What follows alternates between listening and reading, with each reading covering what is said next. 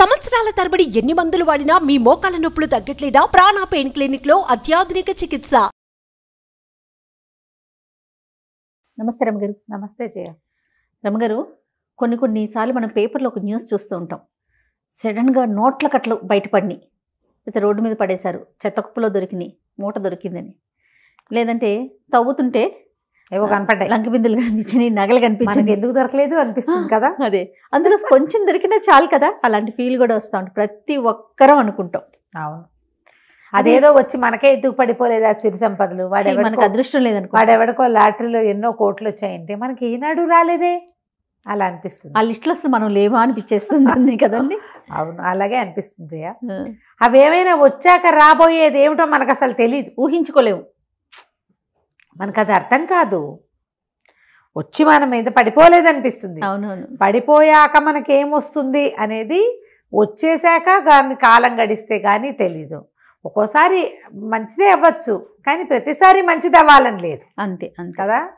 ఒక చందమామ కథ ఒకటి ఉంది జయ, చెప్పండి. భలే ఇంట్రెస్టింగ్గా ఉంది. కుంభకవనం అని ఒక అడవి ఉండేదట. బాగుంది. కుంభకవనం దాని పేరు.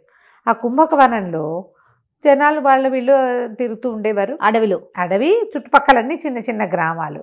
అడవిలో కూడా కొన్ని కుటుంబాల వాళ్ళు ఉన్నవి కూడా కొంచెం కనపడుతుండేవి. అయితే ఈ కుంభకవనంలో కుంభకుడు అని ఒక రాక్షసుడని, అతను అక్కడే ఎక్కడో భూగర్భంలో ఎక్కడో ఇల్లు కట్టుకుని ఉంటాడని చెప్పేవాళ్ళు. అతన్ని ఎవరు పెద్దగా చూసింది లేదు. ఆ వనం అతందని చెప్పేవాళ్ళు. ఆ అడవి ఎప్పుడైనా ఒక్కొక్కళ్ళకి ఏదో ఒక రూపంలో కనపడేవాడని, వాళ్ళకి మామూలు కట్టెలు కొట్టడానికి వెళ్ళిన వాళ్ళకి చందనం చెక్కలు దొరకటం, తేనెటీగలు ఒక్క తేనె కాస్త తేనె కోసం పట్టుతేనె కోసం వెళ్తే 25-30 తేనె పట్టలు దొరికేసేయటం, కట్టెలు కొట్టుకోవడానికి వెళ్తే వాళ్ళకి మంచి అద్భుతమైనవి వనమూలికలు లాంటివి దొరకటం, ఒక మూలిక కోసం వెళ్తే అన్ని మూలికలు ఒకే చోట దొరకటం, అట్లా లాభం కనపడేదని చెప్పేవాళ్ళు. ఈ కుంభకుడు అప్పుడప్పుడు మానవ రూపంలో ఎవరికైనా కనపడతాడని, అతను కనపడ్డప్పుడు వీళ్ళకి భలే లాభం చేకూరుతుందని కూడా చెప్పుకునేవాళ్ళు. వాడేం చేయడా? ఏం చేయడు. అతనికి మనుషులు మంచివాళ్ళైతే వాళ్ళకి సహాయం చేస్తాడని, బహుమతులు ఇస్తాడు కుంభకుడు అని నమ్మేవారు, శాంటా క్లాజ్ లాగా. కానీ అలా జరిగిన దాఖలాలు లేవు, కానీ ఆ మాటలు మాత్రం ఉండేవి. అయితే మన ఈ అడవిలో కర్దముడు అని ఒక కుర్రాడు ఉండేవాడు.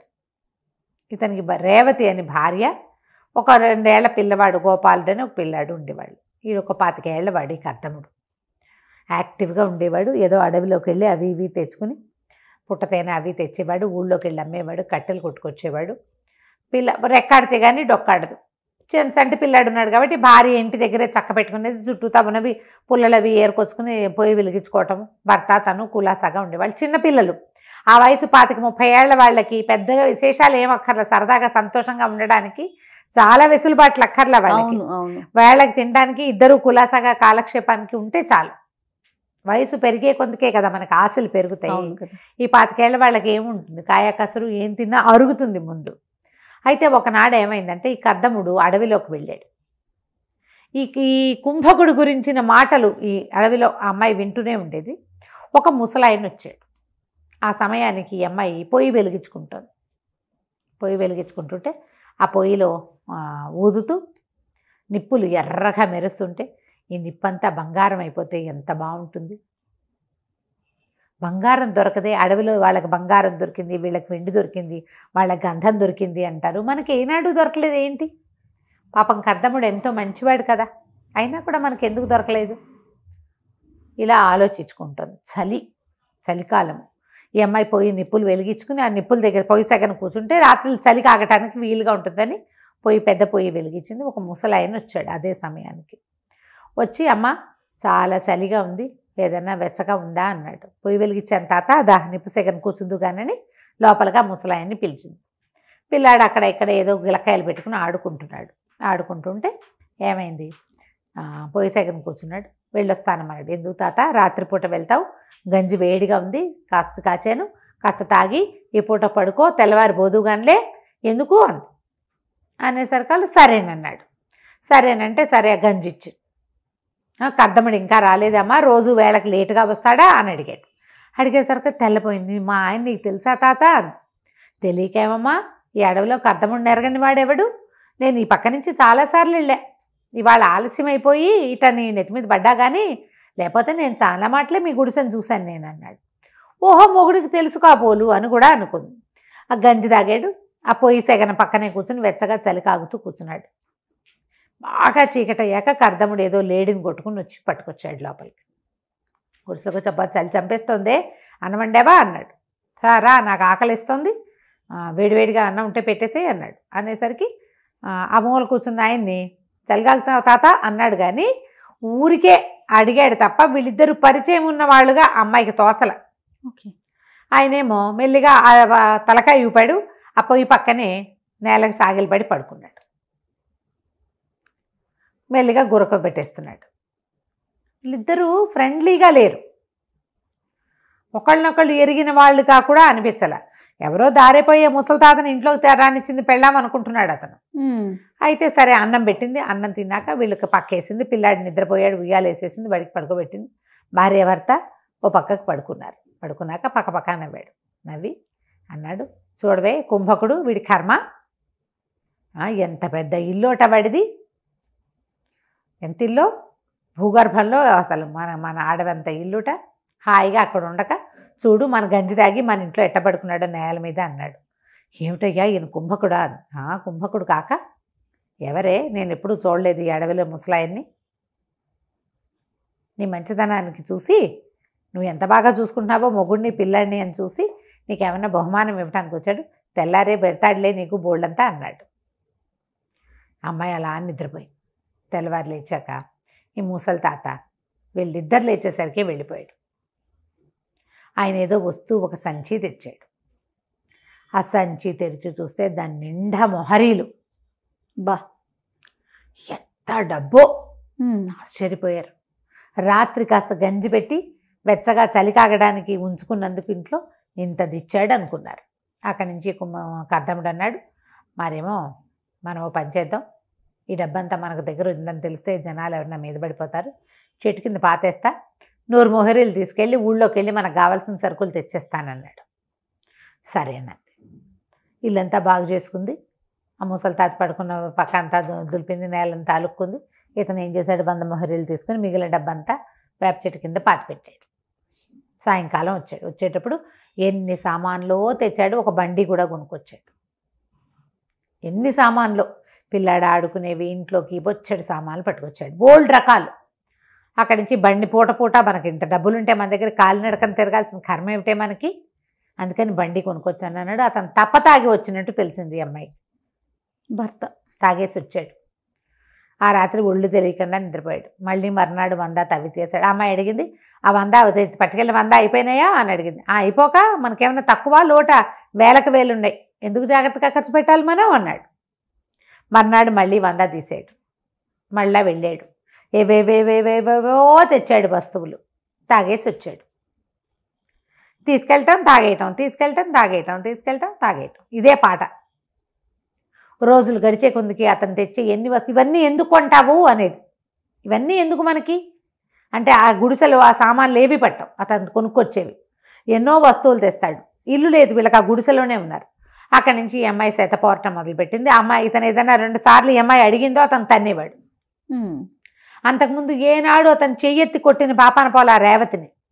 ఇప్పుడు కర్దముడు ఎంతసేపు భార్యను కొట్టడమే. అమ్మాయి నిలదీస్తుంది, ఎందుకు చేస్తావు ఇట్లా, ఈ తాగొస్తావేమిటి, సుఖం లేదు, సంతోషం లేదు, డబ్బులు వచ్చాయన్న ఆనందం లేదు, నువ్వు ఎందుకు ఇవన్నీ తెస్తావు, ఈ వస్తువులన్నీ ఎందుకు, ఇల్లు వాకిలి ఏర్పరచుకోవాలి, నేను ఎన్ని ఊహించాను, పెద్ద ఇల్లు కట్టుకోవాలి, శుభ్రంగా వ్యవసాయం చేసుకోవాలి, 10 మందికి పని ఇవ్వాలి, 10 మంది పాలేళ్ళు ఉండాలి, 4 గొడ్లు ఉండాలి, పిల్లా పాపతో తొలుతూగాలనుకుంటే నువ్వు తప్పదాగటమే కనపడుతుంది, వస్తువులు కొనుక్కొస్తావు, ఇందులో ఒకటి రక్తికి రంగానికి వచ్చే వస్తువు లేదు, ఈ సామాన్లన్నీ ఎందుకు చేస్తావు ఇవన్నీ అని ఓ అరిచి కేకలు పెట్టింది. కేకలు పెడితే ఏమన్నాడు, సరే ఇల్లే కదా అంటే ఏమంది, ఇల్లు నేను కట్టించుకుంటా, 400 వరహాలు 300 వరహాలు తీసి నాకు ఇవ్వు, పని వాళ్ళని పెట్టుకుని నేను ఇల్లు నాకు కావాల్సినట్టు కట్టించుకుంటా అంటే నీ బొంద నీకేం తెలుసు, నువ్వు ఇంత పీతవ ఒక చిన్న ఇల్లు కడతావు, నేనైతేనా అని చెప్పేసి మళ్ళీ బోళ్ళంత డబ్బు తవ్వి తీసి ఎక్కడెక్కడి నుంచో పని వాళ్ళని రప్పించి పెద్ద ఇల్లు కట్టించడం మొదలుపెట్టాడు.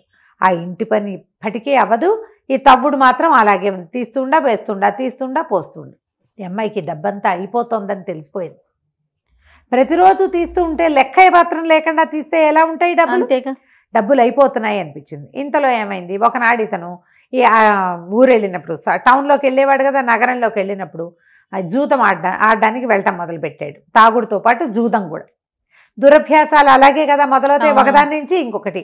డబ్బుతోటి దురభ్యాసాలు మొదలవుతాయి. దురభ్యాసం నెంబర్ 1 స్టార్ట్ అయిందంటే 2, 3, 4, 5, 6, 7, 8 ఆటోమేటిక్గా వెళ్ళిపోతాయి. మనం చూస్తున్నాం కదా మనుషుల్ని, అట్లాంటి వాళ్ళని.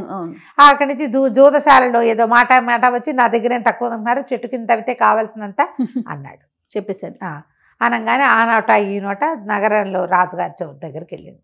నగరాధికారులు వచ్చారు. నీకేదో దొరికింది పాతు, నేలలో దొరికిన పాతు రాజుది, నువ్వు వాడుకోవడానికి వీల్లేదు, నువ్వు ఎక్కడి నుంచి తవ్వి తీసుకొస్తావో అది తవ్వి చూపించమన్నారు. నేనెందుకు తవ్వుతా, అదంతా నా స్వార్జితం, నేను ఇవ్వనన్నాడు. వాళ్ళు ఊరుకోకుండా బల్లెం పెట్టి ఒక పోటు పొడిచారు.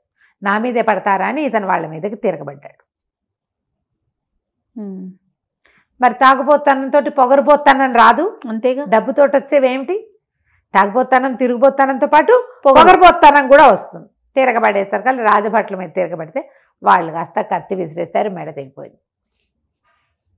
కేవమని పెద్ద కేక పెట్టింది రేవతి.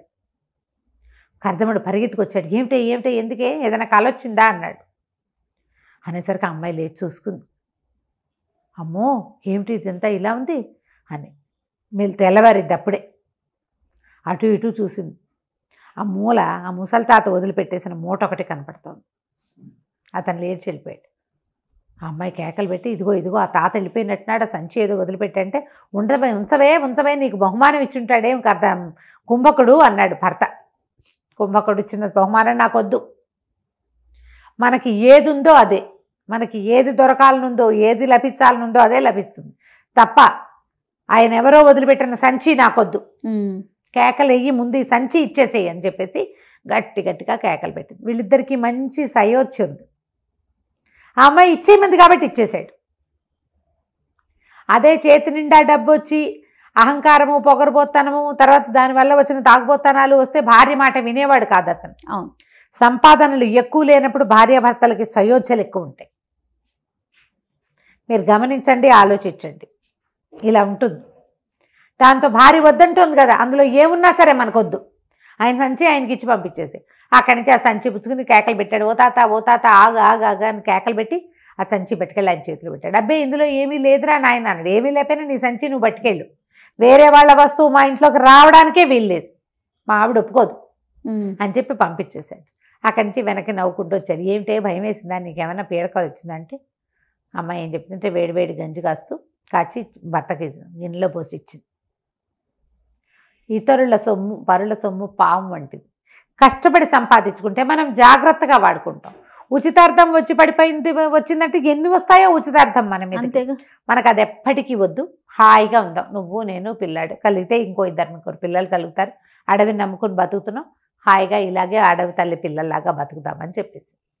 సిరి సంపదలు ఎక్కడి నుంచైనా వచ్చి పడితే వాటి వల్ల ఎన్ని రావచ్చో ఈ కథలో కనపడతాయి. అంతే, మనం ఫ్యూచర్ ఆలోచించడం. మీకు ఈజీ మనీ, ఫ్రీ మనీ వచ్చిన వాళ్ళ ప్రవర్తనలు ఎలా ఉంటాయో మీ చుట్టుపక్కల గమనించండి. ప్రతి ఒక్కరికి అనుభవం ఉంటుంది. రైట్. ఈజీగా డబ్బు వచ్చేసిన వాళ్ళు ఎలా మారిపోయారో మీకు కనపడుతుంది. కష్టపడి సంపాదించుకున్న వాళ్ళ పద్ధతులు వేరేగా ఉంటాయి. అంతే. రైట్ రామ్ గారు, చాలా బాగుంది. నమస్తే అండి. నమస్తే.